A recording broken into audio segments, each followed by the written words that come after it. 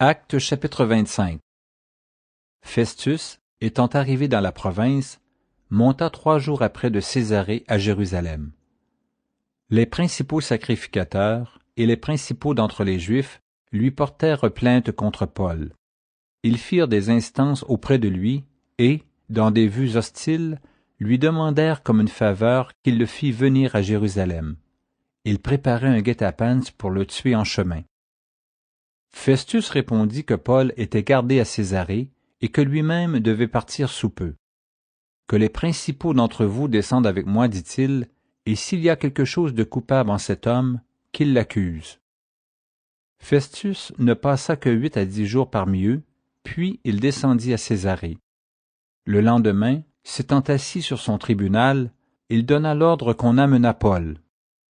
Quand il fut arrivé, les Juifs qui étaient venus de Jérusalem l'entourèrent et portèrent contre lui de nombreuses et graves accusations qu'il n'était pas en état de prouver.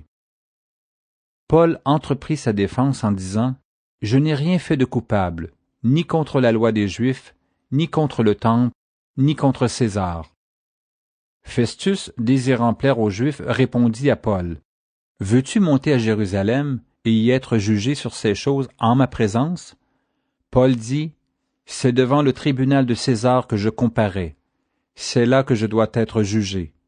Je n'ai fait aucun tort aux Juifs, comme tu le sais fort bien. Si j'ai commis quelques injustices ou quelques crimes dignes de mort, je ne refuse pas de mourir. Mais si les choses dont ils m'accusent sont fausses, personne n'a le droit de me livrer à eux. J'en appelle à César. » Alors Festus, après avoir délibéré avec le conseil, répondit « Tu en as appelé à César, tu iras devant César. » Quelques jours après, le roi Agrippa et Bérénice arrivèrent à Césarée pour saluer Festus. Comme ils passèrent là plusieurs jours, Festus exposa au roi l'affaire de Paul et dit « Félix a laissé prisonnier un homme contre lequel, lorsque j'étais à Jérusalem, les principaux sacrificateurs et les anciens des Juifs ont porté plainte en demandant sa condamnation. Je leur ai répondu que ce n'est pas la coutume des Romains de livrer un homme avant que l'inculpé ait été mis en présence de ses accusateurs et qu'il ait eu la faculté de se défendre sur les choses dont on l'accuse. Ils sont donc venus ici, et sans différer, je m'assis le lendemain sur mon tribunal, et je donnai l'ordre qu'on amenât cet homme. Les accusateurs, s'étant présentés, ne lui imputèrent rien de ce que je supposais. Ils avaient avec lui des discussions relatives à leur religion particulière et à un certain Jésus qui est mort et que Paul affirmait être vivant. Ne sachant quel parti prendre dans ce débat, je lui demandai s'il voulait aller à Jérusalem et y être jugé sur ces choses. Mais Paul, en ayant appelé, pour que sa cause fût réservée à la connaissance de l'empereur, j'ai ordonné qu'on le gardât jusqu'à ce que je l'envoyasse à César.